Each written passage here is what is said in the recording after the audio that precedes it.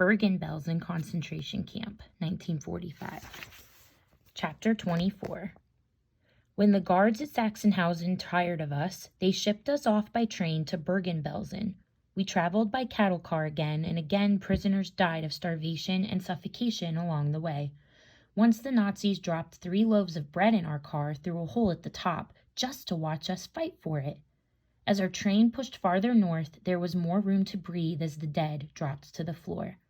The train arrived at Bergen-Belsen in the morning, my 7th concentration camp in less than 3 years. The commandant of the camp took one look at us and started screaming at our guards. "What did you bring me? Look at these skeletons! How do you expect these walking dead to work?" The commandant moved among us, pointing at prisoners. Him, he said, and soldiers pulled the men out of the ranks. I puffed up my chest to try and look strong and healthy as I could, but the commandant took one look at me and moved on past, picking other prisoners. My heart cried out. No, I had to be strong enough to work. Work was the only way to survive. When the commandant had pulled 75 prisoners out of our lines, he had them marched to the other side of the tracks and ordered his soldiers to shoot them. They were gunned down before we surviving, wide-eyed prisoners even had time to react. I quickly turned away. I couldn't watch. The commandant hadn't chosen the strongest. He'd taken the weakest. I just couldn't tell the difference. How he could, I didn't understand. I felt terrible for it, but secretly I was glad it had been somebody else who was killed and not me. "Take the others back to the barracks," the commandant said with disgust. "No work for a week until they regain their strength." I couldn't believe my ears. No work for a week? What kind of trick was this? I could see the other prisoners glancing at one another, wondering the same thing, but it was no trick. When we got back to the barracks, we were fed the thickest, richest soup I had eaten in 6 years, and big pieces of fresh bread, hot from the oven. I was so thin and miserable I thought I could gain weight just from the smell alone. There was no gas chamber here either, and no chimneys burning red in the night. Maybe Bergen-Belsen really was better than all the other camps. Maybe this was the place where I could survive until the war ended. I scarfed my piece of bread and washed it down with that delicious, meaty soup, but an hour later I learned that even in kindness, the Nazis were cruel. Every one of us woke with the most terrible stomach cramps we'd ever had. Our poor stomachs weren't used to such hearty food.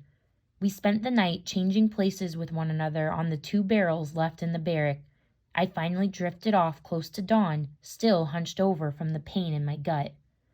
The next day they brought us more of the thick soup and warm bread, but this time I was careful. I remembered reading about medicine back in Krakow and learning that dry toast helped settle an upset stomach. So I traded my soup for more bread and toasted the bread over the wood stove in the barrack. I hated to give up the delicious soup, but the bread sat better with me, and I slowly began to get stronger. A week later, as promised, we were put back to work. It was the same as always, chopping wood, breaking rocks, building new camp buildings. One day, I was hard at work hauling boards for the walls of a barrack when one of our new capos called me over. I studied him as I approached. He had a big, round face that was covered with acne pits and scars. Without a word, he punched me in the face. My world exploded. Pain shot from my nose to my brain, and my head snapped back like I'd been hit with a shovel.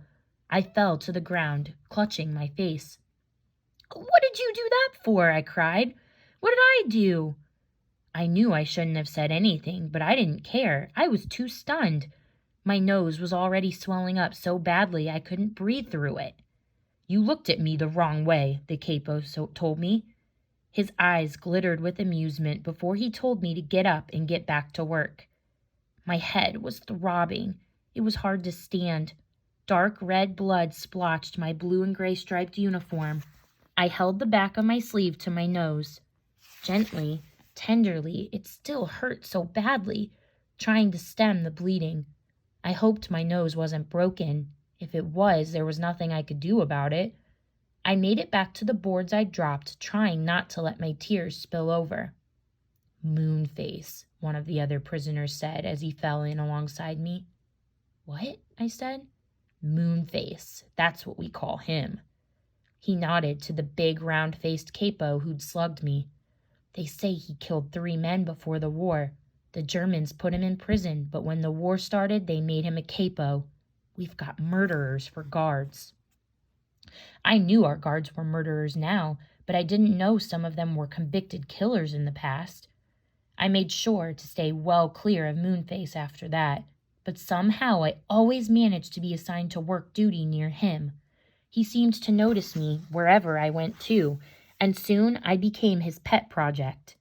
Moonface kicked me and hit me and beat me whenever he could.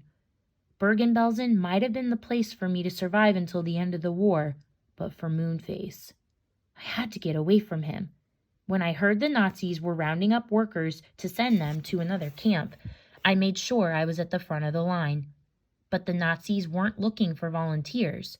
They had their own method for choosing us already figured out. "Only the strongest and healthiest prisoners will be transferred," the Nazi announced. "To prove which of you is most able, there will be a race." More games. Each of us had to take off our clothes, roll them into bundles, and dash from one side of the barracks to the other. The Nazis watched and laughed as we staggered through the maze of beds. When it was my turn, I took off my uniform and was surprised again at how skinny I was. Even after a week of rest and better food, my arms and legs still looked like toothpicks. "You!" one of the Nazis yelled at me. "Run!" I ran as fast as I could. I had to win this race. I had to get out of Bergen-Belsen. I had to get away from Moonface. I was running for my life.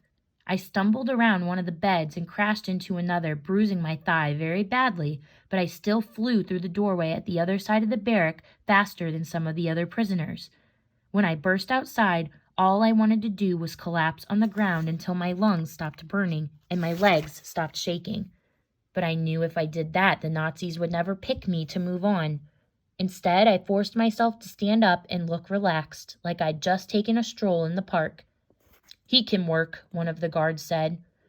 I took my time putting my uniform back over my bony body, bending over so they couldn't see me gasping for breath. I spotted Moonface out in the yard, pushing another prisoner to the ground and kicking him. Another cattle car awaited me, and so did another camp, but at least I'd gotten away from Moonface for good.